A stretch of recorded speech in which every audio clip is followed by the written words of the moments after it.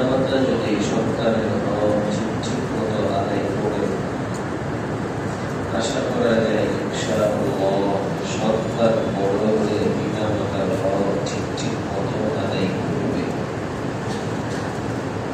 আর পিতামাতা যদি সন্তানের হক ঠিক মতো আদায় না করে, দুনিয়ার স্বাভাবিক নিয়ম এটা, সন্তান বড় হয়েও পিতামাতার হক ঠিক মতো আদায় করবে না।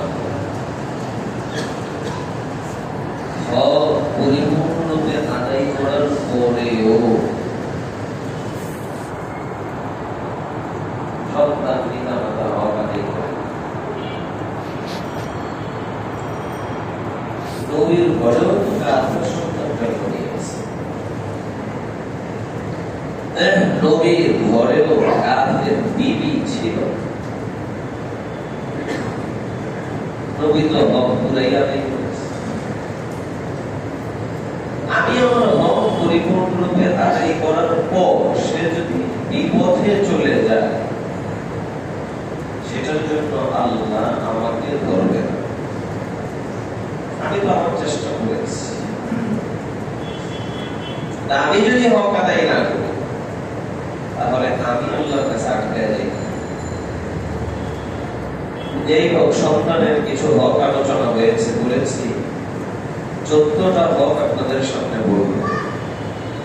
শুধুমাত্র কোরআনে হাদিসে এই 14টা হকই আছে এমন না। কোরআন হাদিসে তো সন্তানের আরো অনেক হক আছে। এগুলো মোটা মোটা কিছু হক। আশা করা যায় ইনশাআল্লাহ এই হকগুলো কেউ যদি আদায় করে, বাকি হকগুলো আদায় করা সহজ হয়ে যায়।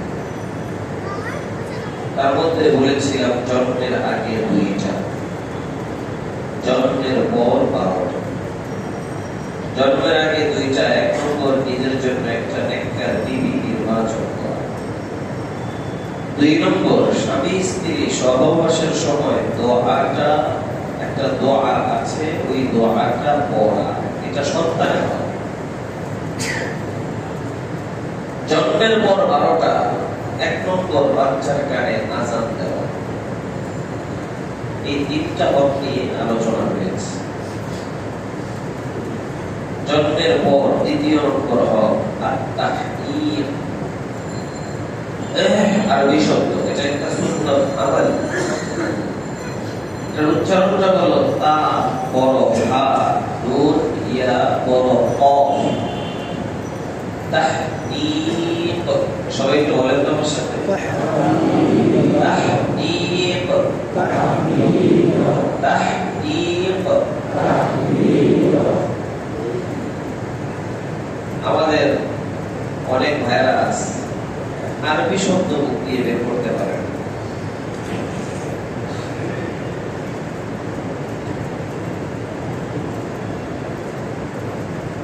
আমি বলি এটা অনেক দুঃখের কথা।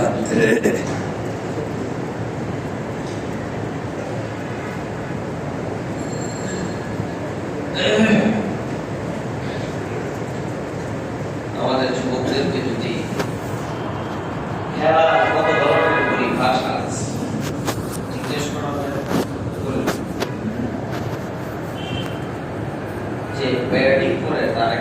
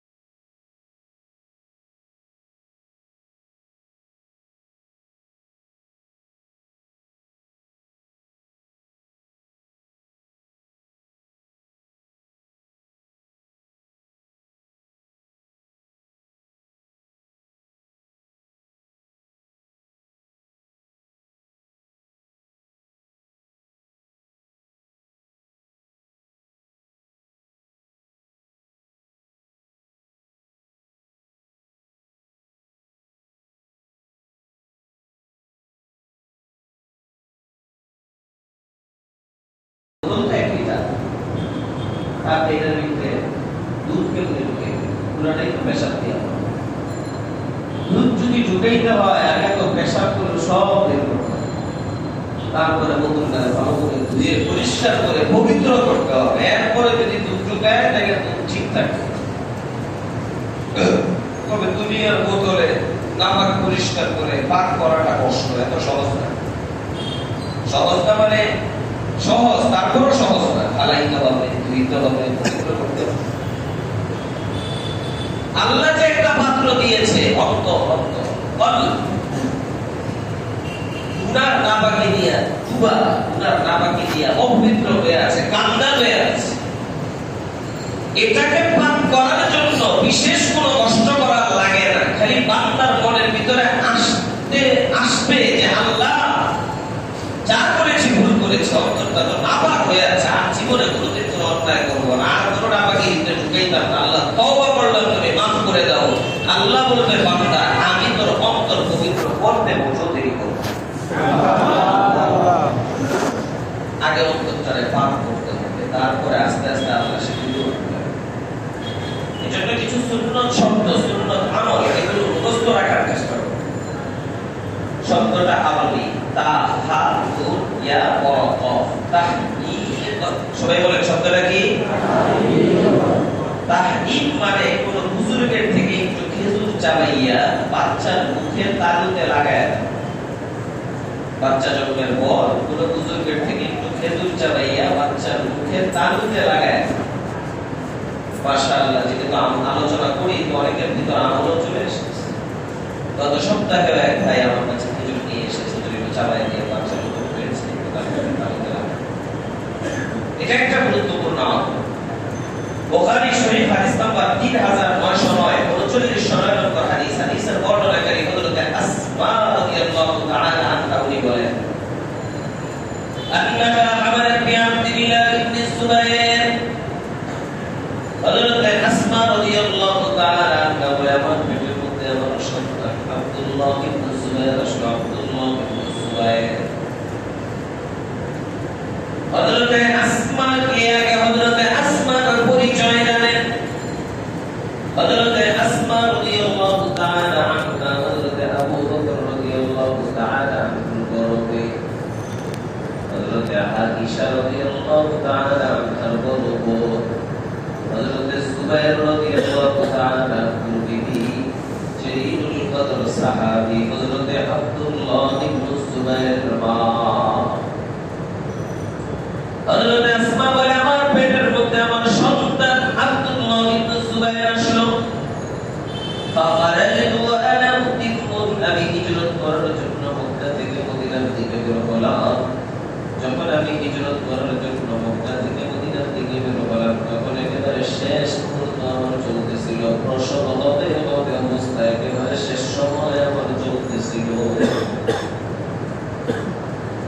فأتيت المدينة فنزلت بقباء, আমি মদিনা চলে আসলাম। মদিনা এসে কুবা নামক জায়গার মধ্যে অবতরণ করলাম। ওয়ালাদতুহু বিকুবা, আমি আমার সন্তান আব্দুল্লাহ ইবনে যুবাইরকে কুবার মধ্যে জন্ম দিলাম। আমি তাকে কুবার মধ্যে প্রসব করলাম।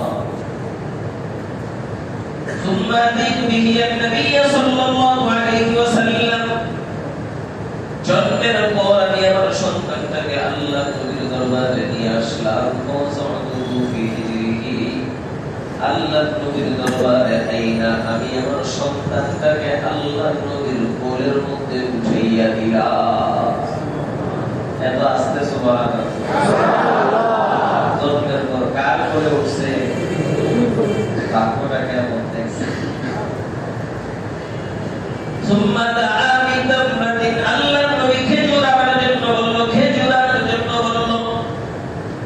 ফামাসালাহা, পরে আল্লাহ নবী সেই খেজুরগুলোকে চাবাইল। চাবানো খেজুরগুলো এখনো বাচ্চার মুখের তালুতে লাগায় নাই। এর আগেই আল্লাহ নবী একটা কাজ করলেন, সেটা হলো সুম্মা দাখালা ফি,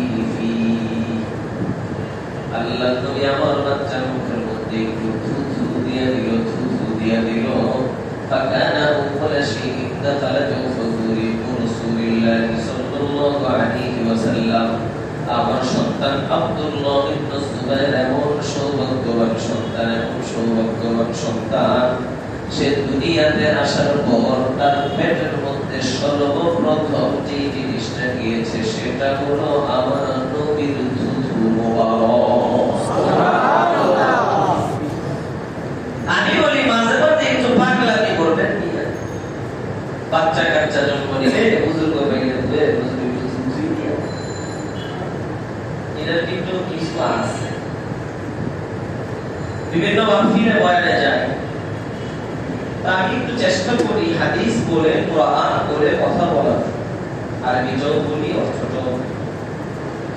আপনাদের এখানে বাংলা মানুষ অনেক ধরনের কথাই বলতে থাকে, তো দেখা যায় এক বয়ানের ভিতরে অনেক হাদিস বললাম, অনেক আয়াত বললাম, অনেক সময় আলেমরা অনেক প্রভাবিত হয়। এক জায়গায় বয়ান থেকে নামার পরে আমাকে বলে এক আলেম তোদের একটু মুখের ভিতরে থুতু দিয়ে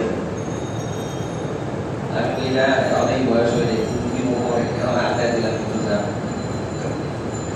পরে করছে দিলে হয়তো কিছু হয়ে যাবে। আপনাদের আশপাশেরও কিছু হুজুররা আছে, নাম বলবো না, বলে মাঝে মাঝে কিছু দিয়ে এটার ভিতরে কিছু আছে। কি আছে আল্লাহ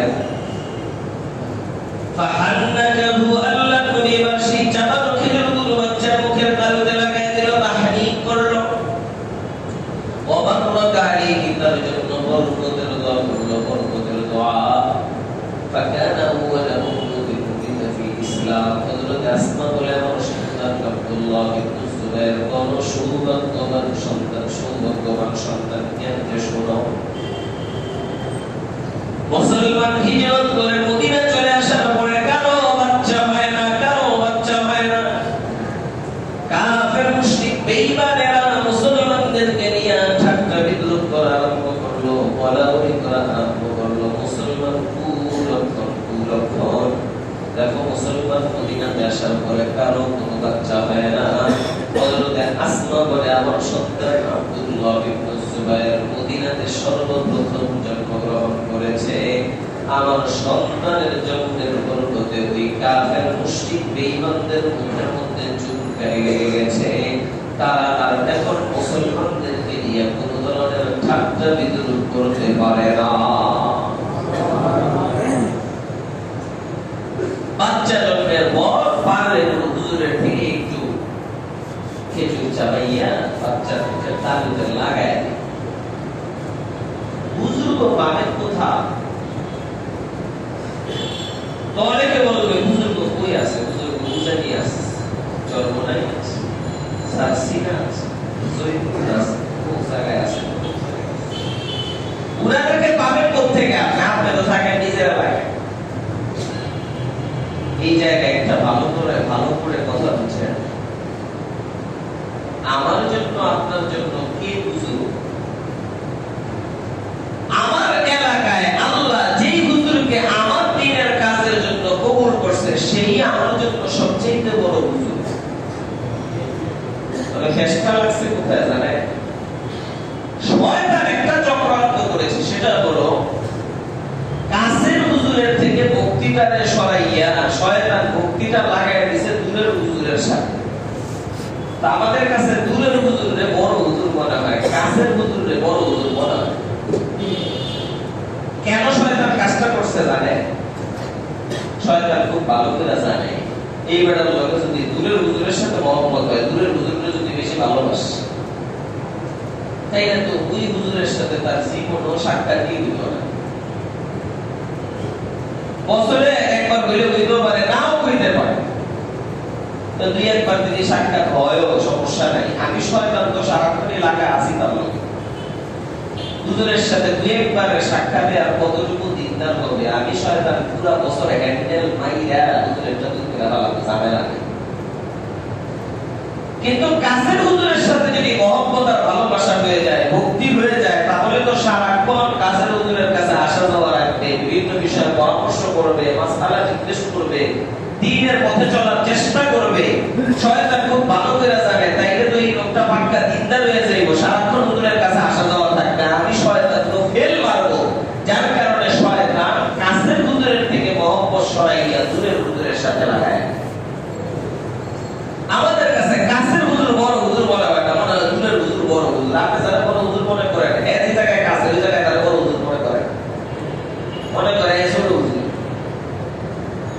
এটা মহা চক্রান্ত, মাথার ভিতরে সবসময় ঢুকায় রাখবে। বাংলার একটা কথা আমরা বলি, ভক্তিতে বলেন না, ভক্তিতে ভক্তিতে ভক্তিতে মুক্তি কি? আপনি কাছের হুজুরের উপরে ভক্তি করেন, আল্লাহ মুক্তির ব্যবস্থা করুন। আপনার দূরের হুজুর কি কাম কেন হয়? তার উপর ভক্তি আছে, যার কারণে আল্লাহ মুক্তি করে, মুক্ত করে। আমি তখনও ছাত্র উপরের দিকের ওরা মাঝামাঝি পর্যায়ের ছাত্র। আমাদের দেশের বাড়ি তো হলো চাঁদপুর, ফরিদগঞ্জ, ফুলসা, নোয়াখালীর কাছাকাছি। এবারে না লক্ষ্মীপুর ভিন্ন একটা জেলা হয়েছে, আসলে আগে তো নোয়াখালী আছে। লক্ষ্মীপুর ভিন্ন হইলেও ভাষা কিন্তু পাল্টায় নাই, ভাষা কি নোয়াখালীর ভাষা, লক্ষ্মীপুরের ভাষার কাটা কি বলে নোয়াখালীর ভাষা। তা আমাদের দেশের মানুষ নোয়াখালীর ভাষাই কথা। আমার চাচা তো ভাই একটা দিনদার না বন্দি, ওর পেটে ব্যথা করে। তাহলে কইতাছে ভাই আর হেডও মিস করে তুই আরে বুদ্ধি দে। তো আমার উপরে তার একটা ভক্তি আছে, আমি বুদ্ধি রে বাবা। আমি দেখি বিসমিল্লাহ ভুলি নাই, বলেন না বিসমিল্লাহ কিছু করছি করি একটু করে আমার ভাই ভালো হয়ে গেছে, ভাই কি হয়ে গেছে, আমি না বিসমিল্লাহ বললাম না, বাবা গেল কেন? এটা কি বলে ভক্তিতে, বলেন না ভক্তিতে ভক্তি। সে মনে করেছে এই ব্যক্তি ফুল দিয়ে আমি ভালো হয়ে যাবো, তা আল্লাহ কয় তুই যে একটু ভক্তি করছো, আমি মুক্তির ব্যবস্থা করে দিলাম। আপনি কাছের হুজুরের উপরে ভক্তি করেন, ইনশাআল্লাহ এই হুজুরের মাধ্যমে আল্লাহ আপনার জন্য মুক্তির ব্যবস্থা করে দিবেন। কাছের হুজুরে সারাক্ষণ দেখে তো ভালো লাগে। আমার জন্য আমার মসজিদের ইমাম সাহেব বড় হুজুর, আমার মসজিদের মুয়াজ্জিন বড় হুজুর, আমার মসজিদের খতিব সাহেব বড় হুজুর। কোন মাদ্রাসা থাকলে এলাকায় এই মাদ্রাসার বলতেই এই মাদ্রাসার শিক্ষক এরাই বড় হুজুর। এদের কাছে এটা যায় বলেন হুজুর একটু খেজুর চাবায় দেন, আমি আমার সন্তানের মুখে তালুতে লাগাই ইনশাআল্লাহ কাজ।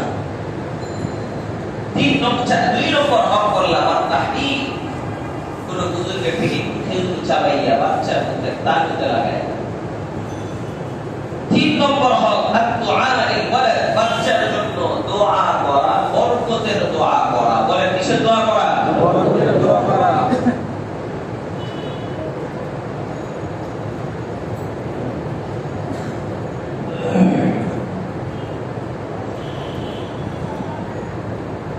আমি বলতে ভুলে যাই, এই জায়গায় যদি ঠান্ডা হওয়ার একটি পাওয়া যায়, ওটা বুঝতে পারি আমরা তারপরে ঠান্ডা এটা ঠিক আছে।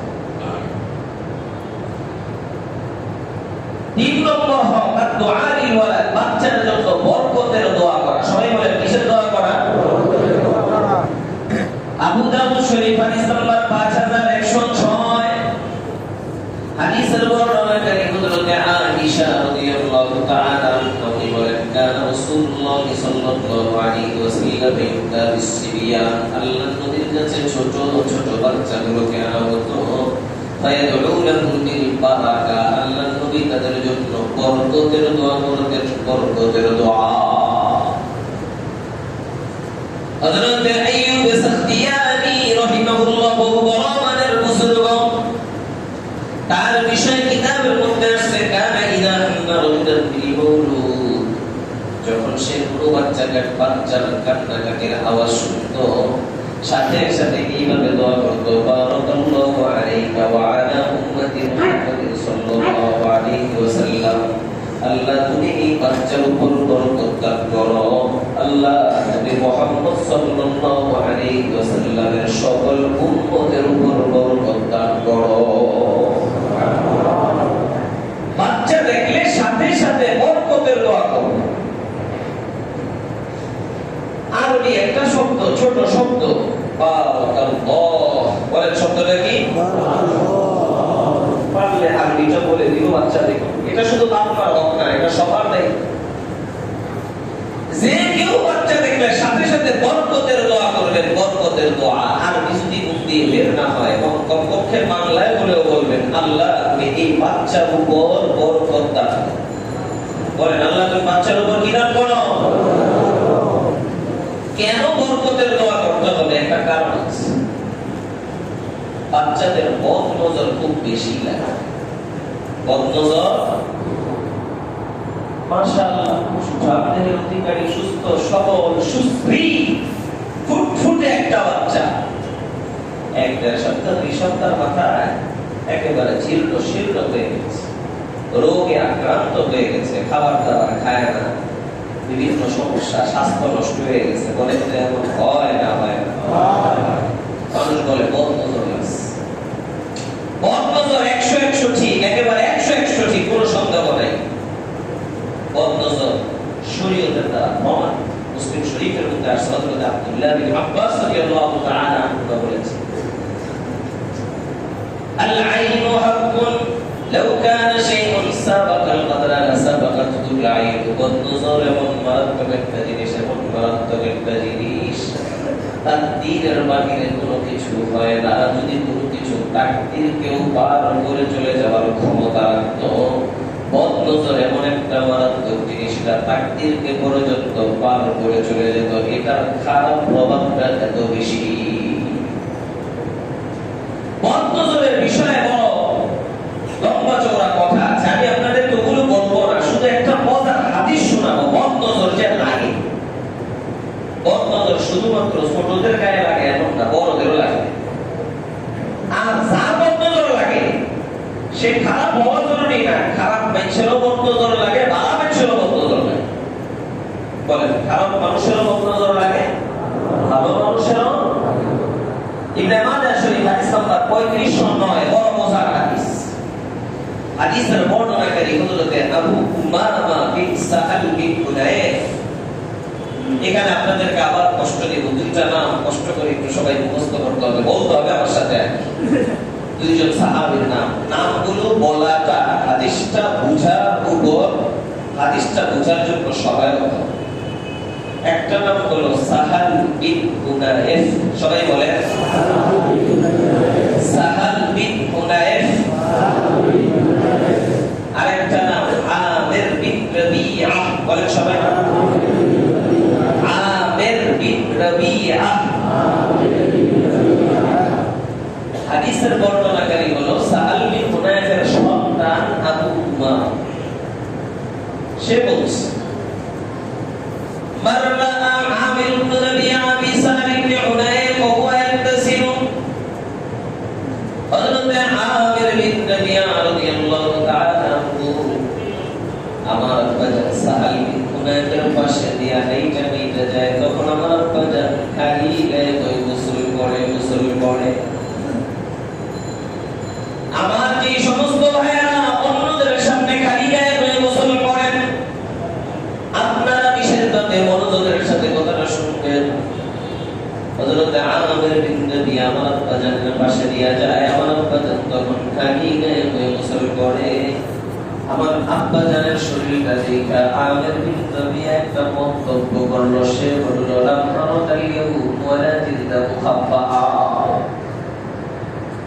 আজকের মতো এত সুন্দর মানুষ আমি আর কখনো দেখি নাই। পর্দার অন্তরালে যে সমস্ত নারীরা হয় তাদের চামড়াটাও এত সুন্দর হতে পারে না। সাহাল বিন হুনায়ফের শরীরের চামড়াটা যত সুন্দর দেখা যায়, বলার সাথে সাথে বদ নজর লেগে গেল, বদ নজর লেগে গেল। ফামাল্লাযিতা আনলুবি কবিহি, হযরত সাহাল বিন হুনায়ফ বেহুশ হয়ে পড়ে গেল। সুম্মা জিআ বিহি ইলা নবী সাল্লাল্লাহু আলাইহি ওয়াসাল্লাম, তাকে ধরাধরি করে আল্লাহর নবীর দরবারে আনা হলো। আল্লাহর নবীর কাছে আইনা বলল, হুজুর সাহালের বদ নজর লেগে গেছে, বদ নজর লেগে গেছে। আল্লাহর নবী সাহাবাদেরকে জিজ্ঞেস করে, মাত্তাকি পুরামিহি, কার বিষয়ে ধারণা করো, কার বদ নজর সাহাল বিন হুনায়ফের গায়ে লাগলো? সাহাবারা বলে আমির ইবনে রবিয়া, আমাদের ধারণা আমির বিন রবিয়ার বদ নজর লেগে গেছে। তখন আল্লাহর নবী একটা ঐতিহাসিক কথা বলেছিল। আল্লাহর নবী বলেছিল, আলামা ইয়াকুলু আহাদুকুম আহা, কিসের ভিত্তিতে তোমাদের কেউ তার ভাইকে হত্যা করে ফেলে?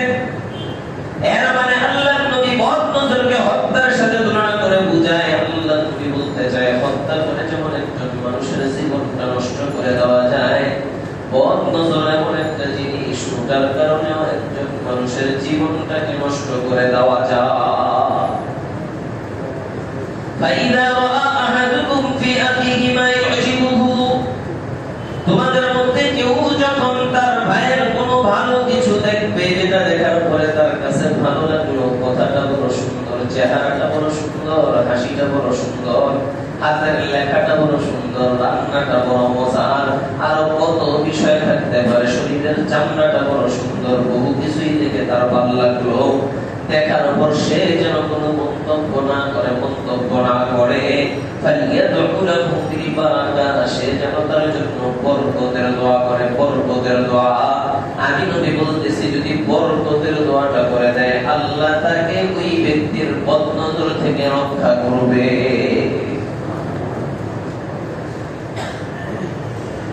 বলেন তো, বদনজর শুধু খারাপ মানুষের লাগে না, ভালো মানুষের লাগে? সাহাবাদের বদনজর লাগছে না লাগে না? সাহাবারা কি খারাপ মানুষ না ভালো মানুষ? তো ভালো মানুষের তো বদনজর লেগে গেছে। এরপরে হাদিসের আরেকটা অংশ আছে, সেটা এখন এখানে বলবো না, তার চিকিৎসা কিভাবে করেছে। এই জন্য আমি বলি, যখনই ভালো কিছু দেখবে সাথে সাথে দোয়া করবে, বরকতের দোয়া। তিনটা শব্দ যেগুলো আমরা পাই, খালি জায়গা মতো এই তিনটা শব্দের ব্যবহার করে দিই। একটা শব্দ হলো বারাকাল্লাহ, পারি না পারি না? আরেকটা হলো মাশাআল্লাহ, পারি না পারি না? আরেকটা হলো লা হাওলা ওয়ালা কুওয়াতা ইল্লা বিল্লাহ, পারি না পারি না? তো জায়গা মতো যখনই কোনো ভালো কিছু দেখে, বাচ্চাটা দৌড় মারছে, খুব খুশি লাগছে, ওইটা দৌড়টা তো অনেক সুন্দর, বাচ্চা সুন্দর করে কথা বলে, ওকে কথা ফুটেছে, বাপ্পা বাপ্পা আর কত কিছু কয়, ওই সময় দিলটা একেবারে খুশি হয়ে যায়। মন্তব্য করবেন, মন্তব্য করার আগে বলবেন মাশাআল্লাহ। তিনটা শব্দ আমার সাথে সবাই বলেন একসাথে, বারাকাল্লাহ, মাশাআল্লাহ, লা হাওলা ওয়ালা কুওয়াতা ইল্লা বিল্লাহ। যখনই এরকম ভালো কিছু দেখবেন, সাথে সাথে তিনটা শব্দ সবাই বলবো ইনশাআল্লাহ। তিন নম্বর হক বললাম বাচ্চার জন্য বরকতের দোয়া করা। বলেন কিসের দোয়া করা? চার নম্বর হক আল আকিকা, বাচ্চার আকিকা করা। বলেন বাচ্চার কি করা? তিরমিজি শরীফ হাদিস নাম্বার 1515 হাদিসের বর্ণনা করি হযরত সালমান বিন আমির আস-সুফি রাদিয়াল্লাহু তাআলা তিনি বলেন, قال رسول الله صلى الله عليه وسلم, রাসূলুল্লাহ সাল্লাল্লাহু আলাইহি ওয়াসাল্লাম বলেন, মা'আল গুলামি আকিকাতুহু ফাআলিমু আনহু তামান ওয়া আমিতু আনহুল আদা। প্রত্যেকটা বাচ্চার সাথে তার আকিকাটা লাগা থাকে, সুতরাং তোমরা এই বাচ্চার পক্ষ থেকে একটা পশুকে জবাই করে দাও, তার নখ চুলগুলো কাইটা কষ্টদায়ক জিনিসগুলো তার শরীর থেকে সরাইয়া দাও।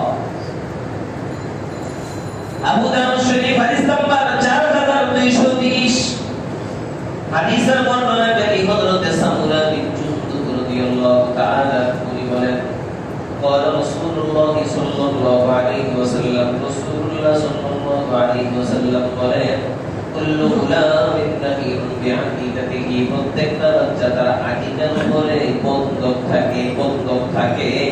এর মানে যতক্ষণ পর্যন্ত তার আকিকাটা করা হয় না, কেমন জানি তার বিপদাপন্ন পরিপূর্ণ রূপে দূর হয় না।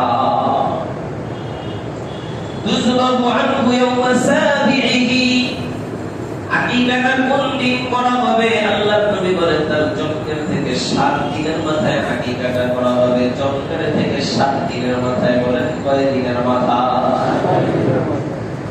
জন্মের থেকে 7 দিনের মাথায় আকিকাটা করে। ভালো করে মাসআলা বুঝে নেন, 7 দিনের মাথায় আকিকা করা এটাই আসল সুন্নাত। আমরা যে কুরবানির সময় করি, পরে মেহমান পাইলে করি, সেটা আসল সুন্নাত না, সেটা জোড়া তালি দেওয়া সুন্নাত। আর আসল সুন্নাত না জোড়া তালি দেওয়া সুন্নাত। সুন্নত হইলাও বাকি আসলটা না। 7 দিনের হিসাবটা কেমনে ঠিক রাখবেন এটা আজীবনের জন্য মনে রাখবেন। কেন একটু পরে বুঝবেন কেন এটা বলছি। বাচ্চা যেই দিন জন্ম নেয় তার আগের দিনই 7 দিন। আজকে কি বার? তাহলে আজকে একটা বাচ্চা জন্ম নিল, বলেন তো 7 দিন কি বার?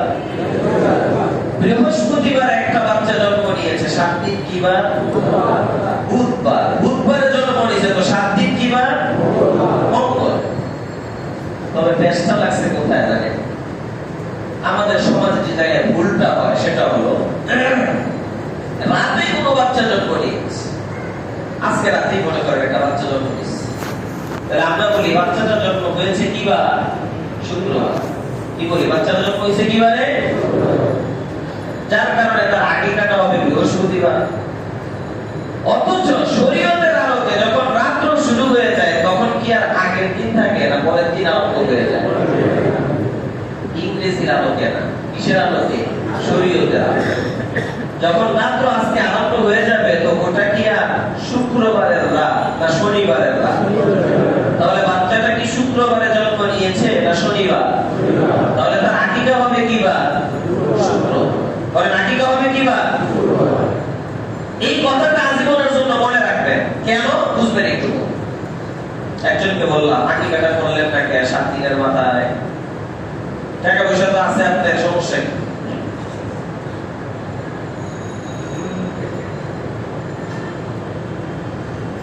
হুজুর টাকা তো আছে, সামর্থ্য আছে, কিন্তু 7 দিনের মাথায় তো খোলার দিক লোক টোক পাইতাম না, মেহমান নাই, এই জন্য 7 দিনের মাথায় আকিকাটা করলাম। আমি বলি মিয়া এই আধুনিক জমানায় এই মাসালা নিয়ে পেরেশান থাকার কোনো দরকার আছে? আকিকার মানে মেহমানদারি না, আকিকার মানে পশুটা জবাই হয়ে যাওয়া। পশুটা জবাই করার পর এক টুকরা গোশত খাওয়ার দরকার নাই, সব প্যাকেট করে ফ্রিজের ভিতরে ঢুকে রাখে, যেই দিন মেহমান পাইবেন বাইরে খাওয়াই দিন। পশু জবাই হয়ে গেছে, আকিকার সুন্নত পালন হয়ে গেছে। তারপর একান্ত কেউ যদি 7 দিনের মাথায় আকিকাটা করতে না পারে তার কি এই সুন্নত পালনের কোনো অপশন আছে? আল্লাহর নবী বলে না, আছে। আল জামিউ সগীর হাদিসের কিতাব জালালউদ্দিন সুয়ুতী রাহমাতুল্লাহি আলাইহি হাদিসের কিতাব হাদিস নাম্বার 5699 قال رسول الله صلى الله عليه وسلم রাসূলুল্লাহ সাল্লাল্লাহু আলাইহি ওয়াসাল্লাম বলেন العقيقة تذبح لسبع أو ل14 أو ل21 আকিকা 7 দিনের মাথায় করা যায়, 14 দিনের মাথায় করা যায়, 21 দিনের মাথায় করা যায়। এর মানে ফুকাহায়ে কেরাম বলতে চায় কেউ যদি 7 দিনের মাথায় সুন্নতটাকে পালন করতে না পারে তাহলে সে 7 দিনের হিসাবটাকে ঠিক রাখবে, 7 দিনের হিসাবটাকে ঠিক রাখবে। আল্লাহ যেই দিন তাকে সামর্থ্য দিবে ওই দিন সে 7 দিনের হিসাবটাকে ঠিক রেখে আকিকার সুন্নতটাকে পালন করে দিবে। সন্তানের বয়স হয়ে গেছে 10 বছর, এখনো পর্যন্ত আকিকাটা করা হয় নাই। মনে রাখতে হবে সন্তান জন্ম হয়েছিল কোন দিন। যদি জন্ম হয়ে থাকে শুক্রবারে, 10 বছর বয়স হয়ে গেলে আকিকাটা করবে বৃহস্পতিবার। বৃহস্পতিবারে যদি জন্ম হয় 10 বছর বয়স হয়ে গেলে আকিকাটা করবে বুধবার।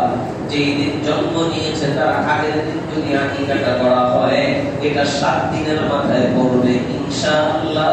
কিছুটা হলেও আকিকার সুন্নাত পালন হয়ে যাবে। আমার বাপ মা আকিকা করছে না করে নাই আমি জানি না, আমি আবার আকিকা করতে পারবো, কোনো সমস্যা। তবে মনে রাখতে হবে আমি তো 3 জন্ম নিয়েছি, এখন তার মনে নেই সে কি করবো, সে আল্লাহ নিয়ে করে দিবার কে। আর যদি সামর্থ্য থাকে 7 দিনে 7টা করবো, আকিকার নিয়ম একদিন তো পড়বই, যে কোনো একদিন রইব, সমস্যা। আকিকার ভিতর কি জবাই করবে?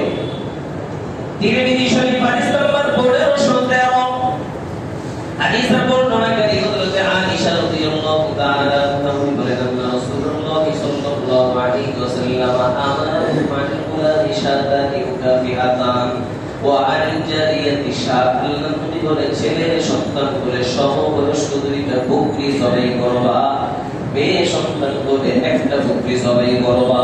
এখন কারো যদি ছেলে সন্তান হয় দুইটা বকরি জবাই করার সামর্থ্য না থাকে, সে কি করবে? তিরমিজি শরীফ হাদিস নাম্বার 1514 হাদিসের বর্ণনাকারী হযরতে হাসান রাদিয়াল্লাহু তাআলা আনহু রুদিয়া আনিন নবী সাল্লাল্লাহু আলাইহি ওয়াসাল্লাম আইজন, হযরতে সাহুরার থেকে এটা বর্ণিত আছে আল্লাহর নবী আক্কানি হাসানি বিশার, আল্লাহর নবীর নাতি হযরতে হাসানের আকিকা একটা বকরি দ্বারা করেছেন, একটা বকরি দ্বারা করেছেন। সুতরাং ছেলে সন্তান করে দুইটা দিয়া সব করার সামর্থ্য না থাকলে একটা বকরি দিয়ে হলেও আকিকার সুন্নত পালন করে দেওয়ার চেষ্টা করবে। সেই পশুটা কি হবে? ছাগল হবে না ছাগি হবে না খাসি হবে, কোনটা হবে? তিরমিজি শরীফ হাদিস নাম্বার 1516 হাদিসের বর্ণনাকারী হযরত উম্মে কুলসুম রাদিয়াল্লাহু তাআলা আনহা একজন মহিলা, উনি বলে সাহালতু রাসূলুল্লাহ সাল্লাল্লাহু আলাইহি ওয়াসাল্লাম আনিল আকিকা, আমি আল্লাহর নবীর কাছে আকিকার বিষয়ে জিজ্ঞেস করলাম। আল্লাহর নবী বললেন আনিল গোলামি শাতান, ছেলে মিলে দুইটা, ওয়া আনিল উনসা ওয়াহিদা, মেয়ে মিলে একটা, ওয়ালা ইয়াদুরুকুম দুকানান কুননা আম ইনাসা, ওই পশুটা ছাগল হোক ছাগি হোক পুরুষ হোক মহিলা হোক খাসি হোক যা মনে চায় তা হোক, ওটা তোমার আকিকার মধ্যে কোন ধরনের সমস্যার সৃষ্টি করবে না। কোন ধরনের পশু আকিকার মধ্যে জবাই করবেন সেটাও করে দিলাম। আজকে মাত্র 3টা হকের কথা বললাম, আগেরটা সহ 3টা। আজকে যে 3টা বললাম, 1 নম্বর বাচ্চা জন্মের পর পারলে কোনো বুজুর্গের থেকে একটু খেজুর চাবাইয়া বাচ্চার মুখে তালুতে লাগায়। 2 নম্বর হক বাচ্চার জন্য বরকতের দোয়া করা। যখনই কোনো বাচ্চা দেখবো বা চারে কোনো ভালো কিছু দেখবো, সাথে সাথে কয়টা শব্দ বলবো? 3টা না বাড়ি একটু একটু কইয়ে কি কি 3টা? বারাকাল্লাহ, মাশাআল্লাহ, লা হাওলা ওয়ালা কুওয়াতা ইল্লা বিল্লাহ। 2 নম্বর বললাম এটা। 3 নম্বর বাচ্চার আকিকাটা, আকিকা সংক্রান্ত মোটামুটি 2-1টা কথাও বলেছি। আল্লাহ তাআলা আমাদেরকে সন্তানের হকগুলো ঠিক মতো আদায় করে আদর্শ পিতা মাতা হয়ে 100 বার সুখ শান্তি সফলতা অর্জন